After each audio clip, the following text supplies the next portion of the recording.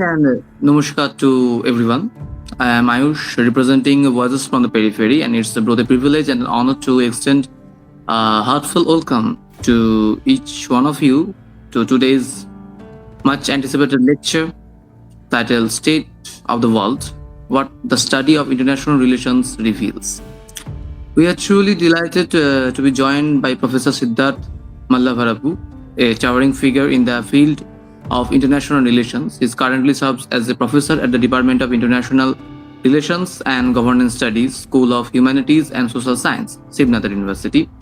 With decades of rich academic and research experience, Professor Mallavarapu has significantly contributed to the evolution and institutionalization of the discipline of international relations in India.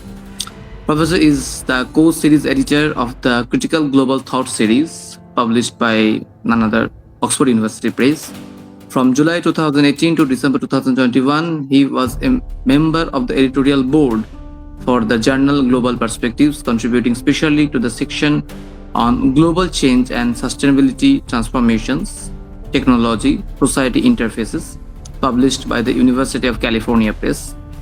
His affiliations also include a 2-year tenure as an adjunct fellow at the Institute of Defense Studies and Analysis (IDSA). He has been part of editorial teams or renowned journals like Strategic Analysis and the Indian Journal of International Law. His scholarship consistently engaged with critical and post-colonial perspectives, foregrounding voices from the global south. Professor Mallavarapu's intellectual contribution include his acclaimed book Banning the Bomb: The Politics of Norm Creation. He has also co-edited a number of influential volumes such as India, the West and International Order, International Relations in India, Bringing Theory Back Home, and International Relations in India, Theorizing the Region and Nation, and also International Relations Perspectives for the Global South. It's with great excitement and anticipation that we now invite him to deliver today's lecture. Please join me in warmly welcoming Professor Siddharth Mallavarapu. Up to you, sir. Thank you. At the outset, I would like to express my gratitude to Voices from the Periphery, Ayush Dey and Pallab Bargaya for having invited me to give this lecture. Let me begin with 5 prefatory provocations to help us think about a whole set of questions around world politics today. I'm particularly, of course, interested in theory because I think theory provides a backbone to disciplines, and it's important to theoretically think about how we can make sense of a complex world. How do we connect the dots? So let me think of these 5 provocations to begin with and sort of invite you to also think along with me about what this might mean for the world and how we can interpret the world today. First of all, I think crisis is an opportunity when it comes to theorizing and thinking about the world. There are a lot of people asking us at this particular moment if this is a Gramscian moment where the old is dying and the new is not yet born. I think it's worth thinking about this proposition. Second, I think we also need to be interested in thinking about recurring patterns of social, political, and economic behavior. So, a question we should ask ourselves is how much is new in what is going on, how much is not so new, although it might appear new, and how can we sort of again make sense of some of these patterns of social, political, and economic behavior which seem to be dominant at this particular moment in time? Are they good analogies to think about this? Are these analogies useful? Are these analogies misleading? I think these are questions worth thinking. Third, I think in 1905, a well-known Spanish-American philosopher by the name of George Santayana famously quipped, quote, "Those who forget history are condemned to repeat it," unquote. This is a sobering reminder, I think, to be attentive to the unfolding of history and politics. So the other element I want to flag very early is the significance of thinking about the weight of the past on the present. How does the past in some ways shape the present? How do inheritances of the past find their way into the present? And again, it sort of harks back to the earlier interest in thinking about both old and new facets when it comes to thinking about social, political, and economic behavior. Fourth, I think beyond the immediate imperatives of diplomacy and political expediency, we must not lose sight of the larger picture of history and of forces constantly at work. Okay, this is a question most social scientists would be interested in mulling over, which is to again think about elements of continuity from the past. And of course, there is a temptation very often, particularly in some disciplines more than others. There is a policy science imperative very often in international relations. There's a policy science reflex in international relations where we're interested in immediate developments. But I think we should not lose sight of the big picture, of the long picture, of the long duration history picture, because that also offers us interesting ways of thinking about current developments without collapsing into some form of triumphant presentism. And fifth, I think I like this thought of Chinua Achebe, who in a book of essays called Home in Exile, which was published in 2000, argued, quote, "My hope for the 21st century is that it will seed the first fruits of the balance of stories among the world's peoples." I think this is an unquote. I think this is an important idea where there is a certain asymmetry in knowledge systems, where there has been a tendency very often to think about particular areas which have dominated in terms of theoretical production in particular, but even other forms of knowledge endeavor. And I think this asymmetry needs to be addressed in some forms. I think we need to be more attentive to the world from the perspective we find ourselves in, from the location we find ourselves in. And the location also, in a sense, produces different filters of geography, filters of culture, filters of history, filters of sensibilities which have come down through the ages. And I think it's important to see how all of this, in a sense, also generates a particular reading of the world. And I think there are distinct readings of the world. We must be wary of any one single reading of the world. But I think all of this and Chinua Achebe's gentle nudge to think about what he calls here as a balance of stories, the need for a balance of stories, I think is an important element which we always must not lose sight of when we are thinking about narratives from different parts of the world, even to think about questions such as these about New World Order or New World Disorder, however we would like to designate it. Okay, so in the course of the next half hour or 40 minutes perhaps, I intend addressing a set of questions. There's 6 questions I want to address, and then I would be glad to also respond to your questions and comments. If you have any specific comments or general comments, please do not hesitate to address them to me, and I'll do my best in terms of responding to them. So in terms of a preliminary roadmap, what are the 6 elements I want to address? First, what is theory? Okay. Second, what constitutes good theory? Third, why bother about theorizing world politics? Fourth, what are some existing frameworks we have today with us in world politics? Fifth, can we do theory differently from our part of the world? And finally, how do we get on with the task of theorizing world politics in, some argue, a Trumpist world?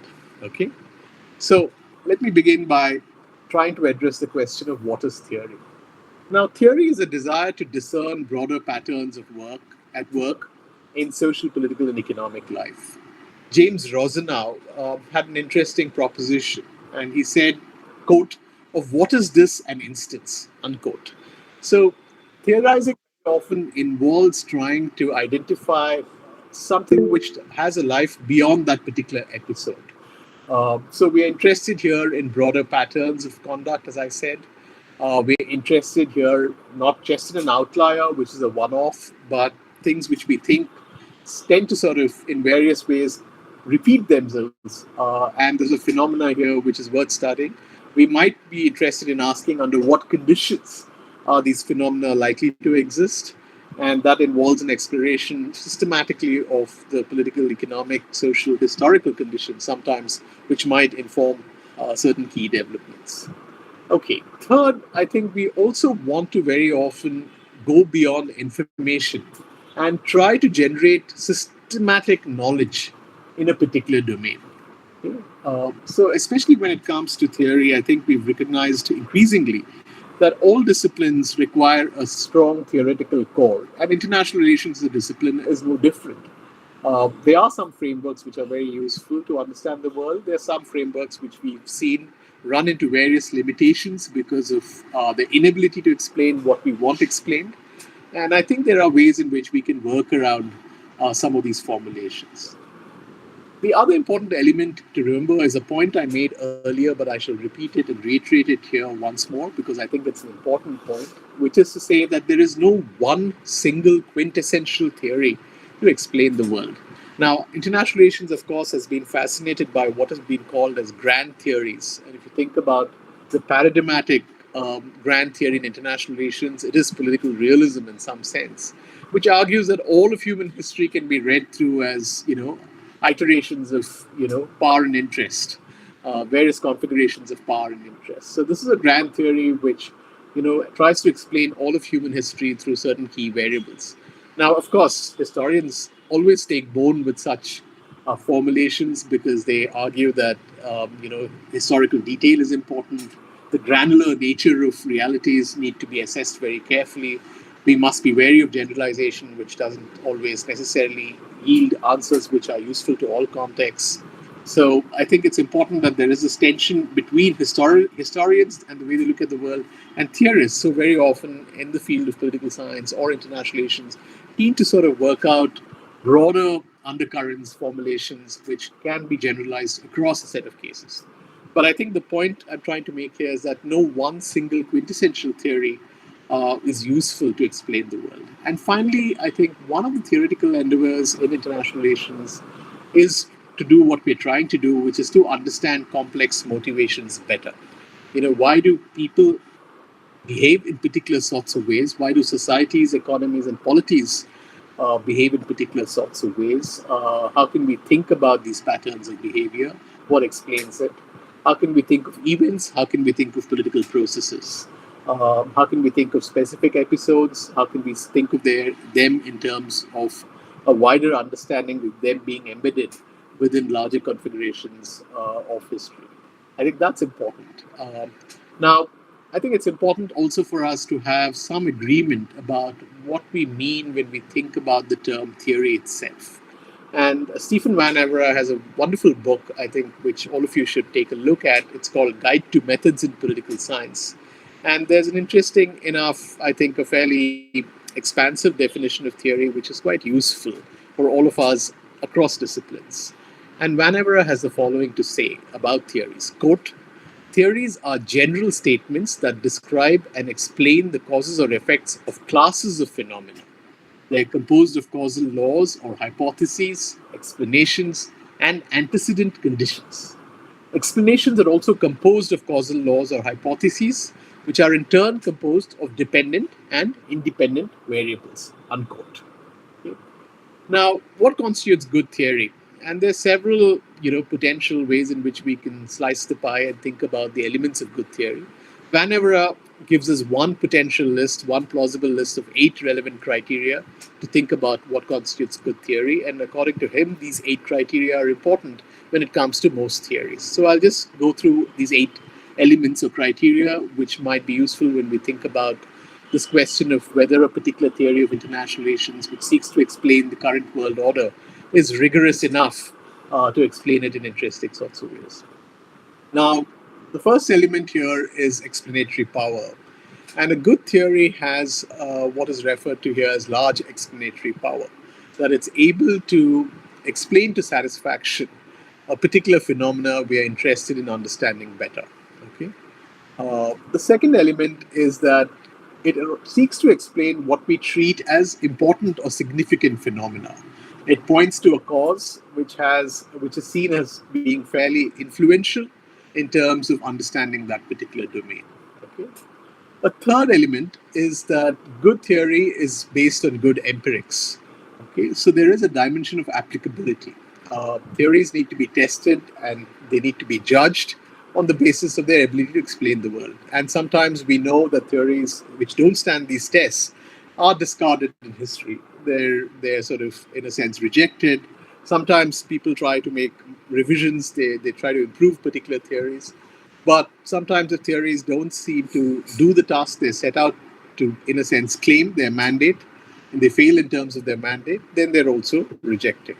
Um, Good theories tend to be parsimonious, or at least are interested in parsimony, which means that they're elegantly formulated. They look at a finite set of variables. Although it's a complex world, we know that there are many variables we can't account for. We have to make certain select choices in terms of what we want to address, and do our best in terms of addressing those elements. Okay. Good theories satisfy curiosities. Most importantly, I think theories are seen as important in terms of trying to address the questions which first led us on to particular formulations. Good theories are framed well. So this aspect of clarity when it comes to thinking about theoretical framing, it's linked to this point earlier I made about parsimony, uh, which many theorists see as important, which is that it's reasonably clean, has working definitions about concepts and categories. We have a sense of what the theory is trying to explain. This clarity at several levels. Okay. Good theories are also, to use a Popperian term, falsifiable. That is, they can be true, they can be untrue. They need to be tested. Okay. And finally, an eighth criteria, which Van Evera lists, is what he calls as prescriptive richness. Good theories have this element of prescriptive richness, because the task of a theory is explaining a particular phenomenon at work, and once you know what seems what seems to drive the workings of a particular domain, you're also keen to then maybe think about policy dimensions relating to that, which is what can help move the needle to a better place in terms of that particular domain. How can we move it towards an arc of justice in that domain? How can we move it to an arc of which in a sense seems to suggest the better outcomes in terms of equity or some other criteria we deem as important? That's what good theory can also help do at some level, at some deeper level. Okay. Uh, okay. So why should we bother about theorizing, particularly in a realm like international relations and world politics? Okay. So what I've done here is I've tried to distill 12 propositions that I think are essential to giving thought to what we know in international relations today. Okay. This is based on an understanding, on an assessment of our learning within the field of international relations over time. And I think these 12 propositions, in a sense, capture one particular slice of trying to understand why it's important to theorize in the realm of international relations, world politics, and how may we best proceed when it comes to theorizing in this domain. So some would argue that the international is a realm with specific properties of its own. We know that today the lines between what we call as domestic politics and international politics is increasingly blurring. It's a very thin line. But for analytical purposes, sometimes we maintain or sustain a fiction of very fine distinctions between the realm of the domestic and the realm of the international. It's useful analytically and heuristically for things we want to do with that particular notion of difference. But I think we also need to remember that it's a messy world in which some of these distinctions don't necessarily hold in the fashion in the fashion we tend to imagine them when we construct these analytical frameworks. Okay, the first proposition is that theories are not infallible. Okay, um, we've also come to an understanding in international relations today that grand theories are received with greater skepticism, and for very valid reasons. They don't necessarily explain, what is going on in a specific domain. We are sometimes dissatisfied with the explanation in one context, while we may be satisfied with the explanation in another context. So, what is happening is today in international relations, many scholars prefer what they call as middle range theorizing. Okay? So, that's something to bear in mind. Second, there's a lag sometimes between our theoretical frameworks and the pace of real world events. Okay? So there's an element of catch up involved in a complex world that scholars are often expected to do. I mean, the realm in which I think developments happen sometimes the fastest are within the realm of technology. So again here there's sometimes a lag between you think of even when you think about law and technology, legal frameworks and technology. Legal frameworks also sometimes are playing catch up with technology. Likewise, in the social sciences, we're also playing catch up with real world events, which sometimes outpace us. And we are trying to sometimes come back to them and understand what seems to have transpired at a particular moment and how we can better understand it. Academics are, of course, notorious for waiting for the dust to settle before they pronounce on a particular episode. They don't want to be, overly in a hurry to pronounce, the verdict on a particular episode because they feel that it's still happening, events are still unfolding. One has to be patient and one has to observe carefully and keenly before one arrives at a political judgment about what seems to have transpired at a particular moment in time. Okay? Proposition 3. Every discipline has a core nucleus. International relations has been fundamentally interested in the question of what causes war and to what extent can it be prevented. Okay, so this is a sort of animating question in the field of international relations. Any student of international relations will be exposed to this question very early, which is to think about this whole dimension of war itself in world politics, what causes war. We've not been able to successfully eliminate war, but can we think of ways in which war can be, the prospects for war can be diminished significantly? What are the conditions under which wars take place? What are the conditions under which wars can be addressed and retracted in some form or the other? I think these questions are important to students of international relations. Proposition 4. Every discipline has an official story to tell, and international relations is no different in this regard. Okay, the story must avoid traps of presentism, it must avoid the trap of caricature, and it must avoid the neglect of several others. We know that races sometimes, the question of race, the question of gender, the question of class, the question of caste, all of these elements sometimes are absences in the official story of the discipline. And I think it's important to come to terms with some of these conspicuous absences. Fifth, every discipline has its quarters of parochialism. International relations is notorious for its Anglo-American ethnocentrism. And the challenge is to contest this without lapsing into other variants of parochialism. So it's never a good idea to replace one form of ethnocentrism with another because the problem continues, So we want to avoid what is called methodological nationalism, which is to always place a particular country first in your analysis. We want to sort of address questions fairly. We want to sort of think about the comparative picture. We want to think theoretically, which means you want to think of countries similarly placed and how they responded to similar predicaments. I think all of this is very much a part of the story of international relations. But international relations has also been very often linked with the fortunes of major powers. So if you think about the vocabulary, the concepts, the theorization, if you think of the 19th century, Britain very much controlled what passed off as international relations. In the 20th century, post-Second World War, there was clearly an American dominance, so much so that Stanley Hoffman, in an article in 1977, referred to international relations as an American social science. Today, of course, people are very interested in what is happening in Asia, particularly in China, but also to a larger extent in what's happening in countries like India. How do we think about the world? How do we see our role in the world? Has it changed as a quantum, as a consequence of certain developments where maybe there's a certain sense that we have a better material standing in some regards in the world today than we did in, say, 1947. But it's important to think about these sets of questions. Proposition 6. International relations is today a much broader intellectual constellation. It includes a variety of perspectives. Okay, so I've talked about critical approaches. Critical approaches abound, and they're compelling the discipline to make accommodative gestures, particularly along the axis of race, class, caste, and gender. Okay, all of these elements are important.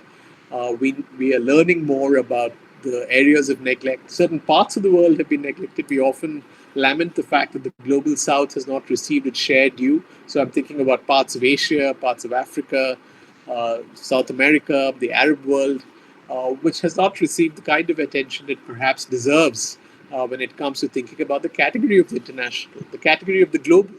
Okay, so there have been various exclusions inherent in these terms, and I think the attempt today is to sort of think more carefully about what could make these terms more inclusive. Proposition 7. The onus is on scholars in the global south to not merely critique Eurocentric perspectives, but also offer constructive perspectives that could complement or even supplant prior notions of global order, justice, or political legitimacy. So, when you think of seemingly universal questions, surely countries like India or China, which are ancient civilization states, have given thought to these questions: the nature of political rule, the nature of political obligation, what counts as justice, what counts as political legitimacy. So we should participate in a global conversation around these questions. We have, but not to the extent one would like to see. And here I suggest that the challenge is also to go beyond critique. I think it's a more receptive international environment to ideas from this part of the world. We need to think about that more carefully. Proposition 8: decolonization remains an incomplete project in many knowledge formations. International relations is no exception in this regard, which means that international relations, also as a field of study, needs to be decolonized increasingly in terms of worldviews, in terms of outlook, in terms of the almanac of figures, the almanac of dates, what we treat as important landmarks in the history of international relations. All of this needs to be revisited afresh. It's a very exciting time, therefore, for young people to be studying international relations. Proposition 9: the fundamental challenge international relations faces is to track systemic political change. So, how can international relations be ahead of the curve when it comes to predicting certain global swings? Can international relations improve its predictive capacity? Or is the complex mix of variables only getting more complex and we've yet to devise an analytical handle to make sense of this? So I think there are challenges. We're not soothsayers, we're not astrologers, we don't predict the future in the manner in which those groups of people do it. But I think what you can do in good social science thinking very often is to offer plausible scenarios and explain why you think they're plausible and why you think some of these scenarios are more likely to transpire, which more likely to occur under the existing set of conditions you've identified. Okay? Proposition 10: given the global shift in power, can we create, as I said, an alternative set of resources, of ideas, texts, figures to study from the global south that acts as a corrective to the silences of mainstream international relations? Okay, so here again, I think there's scope for exciting work. And today you have really first rate intellectual biographies of various figures. Manu Bhagwan has just written a very fine book on Vijay Lakshmi Pandit. But there are also several other books which I think are very interesting when you think about a whole range of figures and how they contributed to international relations. Um, Proposition 11: does the blurring of the domestic and the international warrant a new heuristic that accounts better for interlinkages between the two facets of politics, the domestic dimension and the international dimension? And finally, Proposition 12: I want to return to this category called imperialism. Imperialism is a category where a lot of thought has gone into it within this realm of the social and political thought realm, social and political theory realm. And I want to ask if imperialism can still serve as a principal category, not as a minor secondary category, but as a principal category to study both history as well as contemporary international relations. And I suggest, arguably, yes, that it can be a very useful category to understand the world. In fact, some argue that the world we're living today, in some ways, harks back to classical 19th century imperialism. Imperialism along two axes. One is, of course, resource imperialism, which means that there's a temptation today for a land grab of resources. And the other is biological imperialism, which is to think about questions of race, where somebody posits X as superior. There are other civilizing missions, which continue to find expression in the world we live in. And there are all of these various metrics which rank countries, which rank peoples into particular constellations of power. So I think it's important to think about these dimensions, and I suggest that imperialism is still a very worthwhile category to think about when we try to understand contemporary developments in international relations. Now, I return to this question: what are some of the existing frameworks in international relations theory? We have finite time, so I'm not going to run through in great detail, all of these various frames. But these frames offer us, particular vantage points, I think, to start thinking about the complex world we live in. So when you think about realism, for instance, realism is not a single theory. I think there are a family of realisms.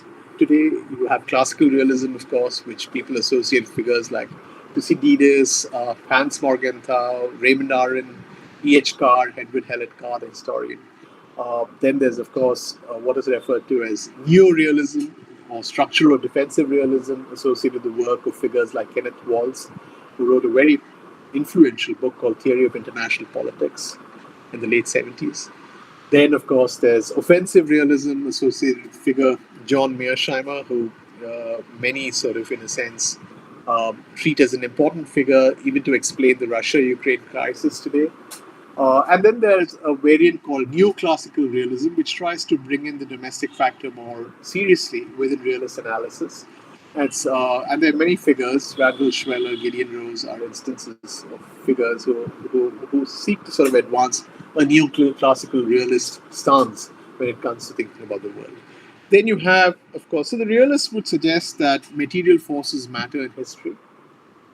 They would argue, realists would argue that material capabilities can be disaggregated into both, defense military capabilities as well as economic capabilities. So, for instance, very often it's argued that money is a fungible power resource, which means that it can be, tanks can do limited things, but money can be used to do very different things, can be used to procure different resources. So it's interesting to think about fungible power resources as well. It's interesting to think about how states are able to influence political outcomes as a consequence of their material strengths. So that's important for realists. Constructivists would argue that realists miss a part of the picture, that they tend to focus too much on material forces of history. But somebody like Kenneth Walls argued that, posed this question is why is the United States not worried about 500 nuclear warheads of the United Kingdom, but is worried about 2 nuclear warheads of North Korea? And the argument is that it's because of how they make meaning in the world.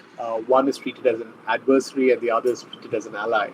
Who you define as an ally, who you define as an adversary, how you make meaning of the term anarchy in world politics, all of this meaning-making elements determine the texture of relationships between actors in international relations. So that's more a constructivist reading. Constructivists also like to suggest that ideas matter in world politics, that it's the co-constitution of both material forces and ideas that determine political outcomes. So we have to be attentive to ideas and how some ideas win in history, how some ideas are defeated in history, how some ideas are latent and find life again in a much later phase in history. They never really die out. I think these elements of intellectual history also interest many constructivists. Then you have also liberals. Now, of course, liberalism is a term which is under severe stress in these times for a variety of reasons. But liberal institutionalism in international relations is a very popular understanding of the world, which suggests that international organizations matter, international institutions matter when it comes to reducing transaction costs, when it comes to setting up of particular regimes. You have a regime around, you have an environmental regime, you have a nuclear non-proliferation regime, you have a global trading regime, you may have norms which develop around internet governance. Very often you need an element of institution building in international relations. Very often it's a hegemonic or a dominant power who plays an influential role in shaping the trajectory of these institutions. We know for a fact that post-Second World War, the Bretton Woods system was designed largely by the United States and keeping American interests and American conceptions of a liberal world order paramount in that construction. And then you have a body of theories which you can refer to as critical approaches. Marxism, of course, in various variants. Robert Cox once suggested that, he said, theory, quote, theory is always for someone and for some purpose, unquote. That theory is always partisan. It represents a particular set of interests, and it's important to be aware of whose interests it's representing. Likewise, you have various variants of feminism. You have feminisms. You have critical race studies. You have critical caste studies. You have interesting scholarship in all these areas today. Within international law, you have a perspective called TWAIL, which means Third World Approaches to International Law. And TWAIL offers us a number of interesting ideas about how we can view developments in the realm of international law, but also in the realm of international relations. The other question I want us all to think about a little more carefully is, can we do theory differently from our part of the world? And I think the answer here is that we can. We can think about, the term global, as I've said, needs to be reclaimed, and it has to be called out for what it's obscuring.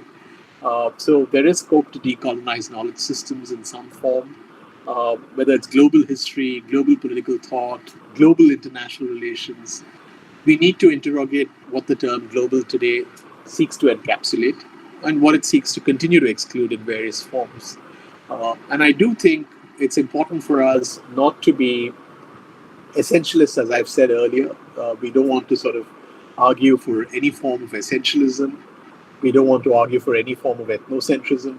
We want to participate in a conversation around world ideas. We want to critically receive ideas from different parts of the world, but we also want to be grounded sufficiently, anchored in our own languages, in our own systems of thinking and systems of knowledge, in order to respond creatively to these sort of challenges and thinking about questions which may have a more broader universal appeal. Now, how can we think of theorizing world politics, particularly in the context of what is going on today? So there's always a quest for new paradigms, and post-Trump, or not post-Trump, but even thinking about the particular configuration of interest today. There are a number of ideas being suggested.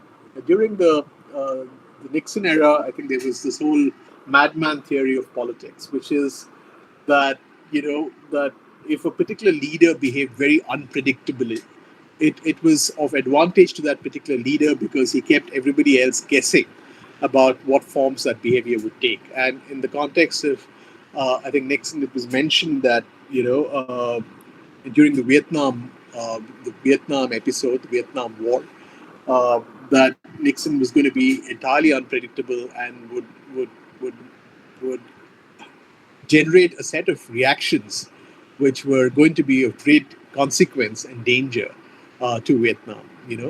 So this is sometimes referred to as the madman theory of politics, and some have used that particular formulation to even understand what is going on now. Now, I think there are two sets of debates, very important debates today going on, even about how we can interpret developments today in the Trump era. Some would argue that this is old wine in a new bottle. So, there are some features which some would argue involve a reassertion of what is called traditional diplomacy, the old style geopolitics. Okay, so many realists would argue that that the enduring structures of politics are not going to fundamentally change, that they're going to continue to have a life even in the current time. Individuals matter, but they matter to a limited extent. What matters are broader structures which are already in place. Constructivists, of course, would argue that individuals matter a great deal more, their worldviews matter, they leave a particular stamp on foreign policy. And we're seeing that also play out in particular forms in the manner in which we think about actions of a particular leader, Trump in this case, and how it's impacting the world. Now, some are also involved in interesting debates around the question of ideology. So, is ideology back in a big way? Anthony Cowden, for instance, argues that the Trump era is defined by a belief in what he calls as transactionalism. It's fundamentally a transactionalist era where everything is reduced to almost a business transaction. And some, like Randall Schweller, who's a neoclassical realist, uses this term called "back to the future." I don't know if many of you have seen that movie, which was an interesting movie called Back to the Future, which was also about time and how time can be altered. But fundamentally, I think Schweller is suggesting also that what you're witnessing is elements which were older patterns are reestablishing themselves afresh in the world we live in. Now, I've identified 9 elements which I think are interesting to think about when we think about the current world order or world disorder, however you want to formulate it. One, of course, I think we're back to a world in which older conceptions of hard sovereignty are re-established. So we're thinking about what I referred to earlier as old-style geopolitics, where you have military build-ups, where you have an emphasis on hard sovereignty. Second is classic imperial ambition, which is writ large. So you think about Trump's assertion of mineral deals with Ukraine, his sort of interest in Gaza, Greenland, Canada. You have this whole set of elements about resource imperialism and white supremacism, which is also biological imperialism. Third, what we are also witnessing are various forms of illiberalism. And I think it was interesting to see the work of Elsa Klein, who suggests that there are more and more regimes of affinity. Okay, a particular phrase, regimes of affinity, Elsa Klein uses to explain the changes which we are witnessing globally and not just in one particular place where there is greater illiberalism. Fourth, there are pressures on what is referred to as anti globalization. Some refer to it as also deglobalization pressures. Fifth, I think we've talked about hard sovereignty, but I think it's important to emphasize that we are, in a sense, going back to a particular notion of what we mean by the term sovereignty. Sixth, there is a dimension of cultural exceptionalism, which is to say we are unique and there's nobody who looks like us. Some have argued that the United States has long been an ideological nation. It has messianic ambition, messianic worldviews, which in a sense mark it out as distinct and unique or exceptional. So that's cultural exceptionalism for you. We are also living in a world in which bilateralism seems to be privileged over various forms of multilateralism. If you look at the fate of bodies like the United Nations today, they're in a position in which they're much weakened, partly because the faith in multilateralism seems to have been, in a sense, whittled down. And we're also witnessing an era in which there's greater economic protectionism. Some have referred to it as neo mercantilism. And finally, the ninth feature, which I think we are witnessing, is hypernationalism. So all of these elements, I think, are worth thinking about more carefully when we are trying to theorize elements in this world order. So the thread which one can run through all of this, of course, I think, is the imperial thread. It's present in various elements: imperialism within, imperialism outside. And I think there is a quest for new paradigms, especially I think when we think about the growing influence of non-state actors, private actors, transnational corporations, multinational corporations. There are a whole range of actors today in world politics: transnational advocacy networks, social movements, epistemic or knowledge-based communities, social media influencers. And this complicates the picture of how we can think about the texture of world politics. I think I've already spoken for close to 40 minutes. I'll end with a couple of four broad recommendations in terms of ways we can continue to theorize and think about the world we're living in. One, I think, as I said, it's desirable we focus on a limited set of variables, think about middle range theorizing. Second, there is scope for more comparative work. I think we must step out of only our particular understanding of what the world is. We must be open to other sets of influences in terms of figures, in terms of texts, in terms of situations, in terms of historical comparisons. I think this is important. There's a much more, I think, persuasive case today made for the influence of the past and the present. So history matters. And finally, I would think we need a richer conversation, both with allied social sciences, with political theory, but also I would think we must open ourselves to the sciences as well. Developments in the neurosciences, for instance, may have consequences for our assumptions in the social sciences.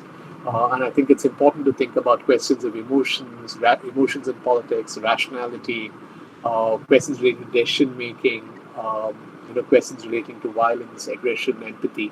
All of these various elements, there have been important developments in the sciences which might compel us to also rethink our premises within the social sciences. I think I'll stop with that, and I invite you all to feel free to ask me questions.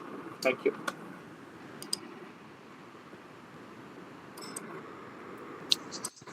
Thank you so much for a wonderful lecture.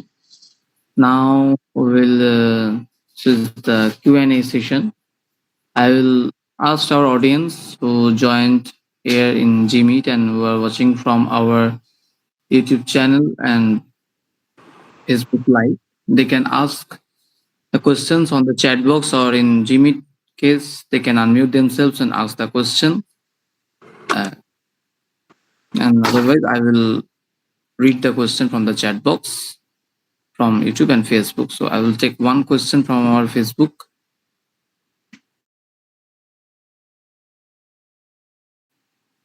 So there is a question. Anna Brookit is asking one question. He's saying that Can the theoretical framework for critical constructivism adequately reconcile the paradox between agency and structure in the reconstruction of sovereignty, especially in the cases where global civil society actors subvert traditional realist notions of national interest in favor of post colonial epistemes of resistance? Like me to take each question, or do you want to collect a few questions and then then ask me to respond? What do you prefer, Ayush? Uh, I, it will up to you, sir. okay, Mm, I could will respond to. you take more questions or? I could. I thought I'll take a bunch of two or three questions, if that's okay. Okay, okay. Then we'll take one another question. It's asked by Shandan Shorkar. He's asking that to what extent can the Lacanian concept of the in quote real be deployed to theorize the failure of the international order to confront structural violence? And how does this reveal an unconscious repression of global class antagonisms in dominant IR narratives that privilege stability, sovereignty, and secularization? Fine. Okay, maybe let me just address both these questions. I think they're very fine questions, and thank you for those questions. The first question really compels us to sort of think about this set of issues around agency and structure. Now, constructivists are, of course, very keen to be alive to various elements of agency because they do believe that there are that politics is the art of the possible, that there are transformative moments in politics. It's possible to sometimes find cracks in the system which allow for certain small changes initially, incremental changes, but hopefully over time, some of these changes are galvanized and they can be more fundamental changes as a consequence of it. Now, I think the question of agency and its relationship to structure is always a complex one. Structures also, I think, constructivists would recognize as exerting an influence, a deep influence, in terms of how it shapes political outcomes. So, part of the reason why sometimes change is so difficult to accomplish is because there are enduring path dependencies, the enduring trajectories of ways of doing things, which we find very hard to break out of because there are also habits and patterns which are which are sometimes deeply baked into social and political life that we are not even self-conscious about them. And therefore, to effect these changes, it requires a lot of effort. A lot of effort. For a while, some of the constructivist literature, introduced this term called norm entrepreneurs. The work of people like Martha Finnemore and Catherine Sicking really talked about people who would sometimes fundamentally change our frames through which we think about certain questions. So, for instance, you can think about even, fairly important and influential historical figures. If you think of Martin Luther King, or you think of Gandhi, they also, or you think of Ambedkar, all of these figures, in many ways, changed the way we think about certain key elements in our social, political, and economic everyday life. And they were able to, as a consequence of that, over time, at least begin the process of seeding fresh thinking about those questions. So I think that's a real challenge. And of course, that the structures don't easily relent, that the structures tend to, in a sense, very often exert, some would argue, an undue influence in shaping every aspect of our lives in some sense.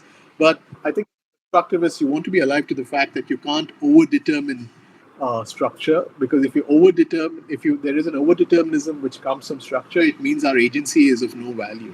And we always want to protect human agency because human agency is capable of doing things which we sometimes don't anticipate at that particular moment. Things can change over time.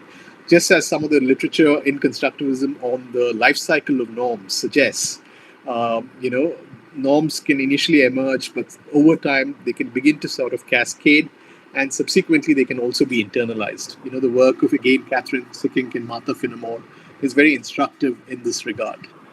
Coming to the second question on the Lacanian concept of the real and the failure of the international order when it comes to structural violence. I think this is a very fair criticism of international politics, international relations, and the manner in which it is unfolded. It's a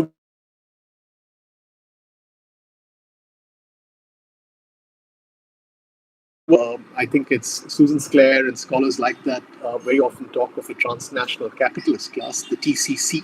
And they would argue that the language of political elites in different countries is not very different. For instance, if you say it's partly to, service the world of neo-economic liberalism. For instance, if you say each country wants to be an attractive investment destination, it's the same language which finance ministers around the world are likely to speak. So it's interesting to think about, how there's certain broader patterns structured by global economic life and the way it's structured. If you look at international financial institutions, and if you look at who controls what goes on in these international financial institutions, very often you realize here again that the global south has received short shrift. It has not been able to influence outcomes as much as certain powerful countries within the major powers within the global north. So again, there are various forms of asymmetry in economic life, apart from epistemic life, which we are all more interested in very often. So I think the broader question of fundamental class antagonisms remain. I think um, when we think about critical approaches to world politics, part of the interest is also trying to think about moments of potential transformation in the existing structures of power. And I think these moments constantly recur in history. We also know that things change; things are not permanent. This too shall pass is a term we often hear. And politics is the art of the possible. So there are possibilities which lie in wait, and sometimes one has to be patient in order to see how they can be sometimes positively mobilized or tapped in order to move to some desirable normative goal which we think is worthwhile. Whether it's justice, whether it's equity, whether it's some other goal which we think is worthwhile. Thank you, sir, for this answer. And we have one question in our chat box, so I can read that for you. Rakhi Mondol is asking one question, that how can we theorize the international as a historically contingent site of epistemic violence, where the very grammar of sovereignty, security, and legitimacy is produced through the coloniality of power? And to what extent can a synthesis of Gramscian hegemony, Foucauldian biopolitics, and postcolonial subalternity unsettle the ontological foundations of international relations as a discipline complicit in the reproduction of global hierarchies masquerading as universal order? Yeah, thank you, Raki Montal, for that very thoughtful question. I think this is a question we've all faced at various points in time. So when we think about international relations as a discipline, what is our response to this discipline? Do we treat the discipline as ultimately complicit in, I think what you say very nicely here is reproduction of global hierarchies? Or should we be more cautious and use the discipline to our advantage, which is to say that we call out all these problems in the discipline, but we don't throw the baby with the bathwater? This is a standard dilemma we very often face with existing knowledge structures.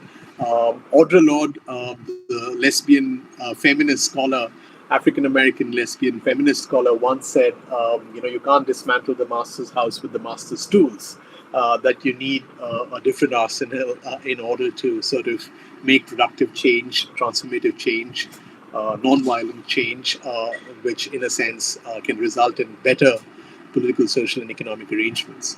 And likewise, I think with international relations, some people feel that it's a discipline which is tended very often to be very strongly determined by major powers.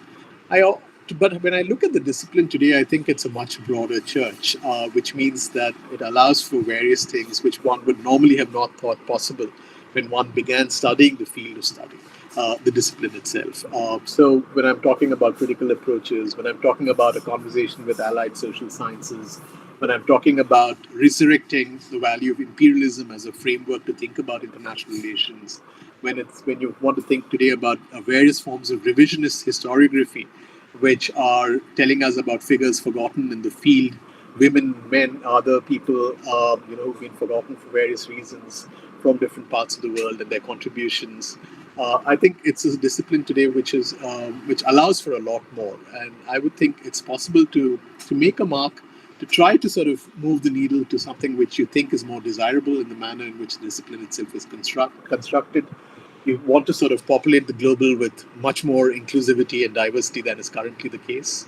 All of this, I think, is slow work, important work, but I think scholars, students, all of us should be involved in this in some form or the other.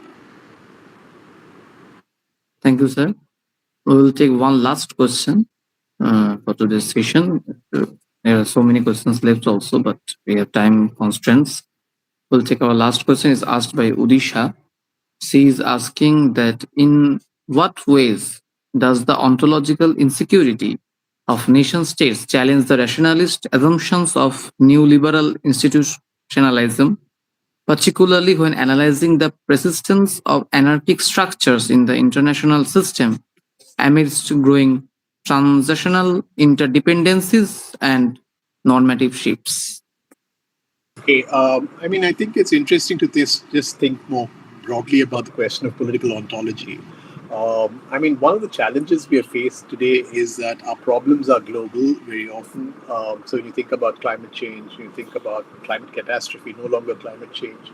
When you think about these sorts of questions, we need a consciousness which allows us to transcend our somewhat more limited framework, the standard nation state model and our thinking along those lines, because that, in a sense, limits our attempt sometimes to solve these problems, because we tend to think, well, just as sort of all of these slogans today, America first, or X country first, or X country second, each country wants to place itself first, which is part of the striving, which is understandable. But I think what you need very often for cooperative arrangements to take place is an ability to sort of also transcend that a bit.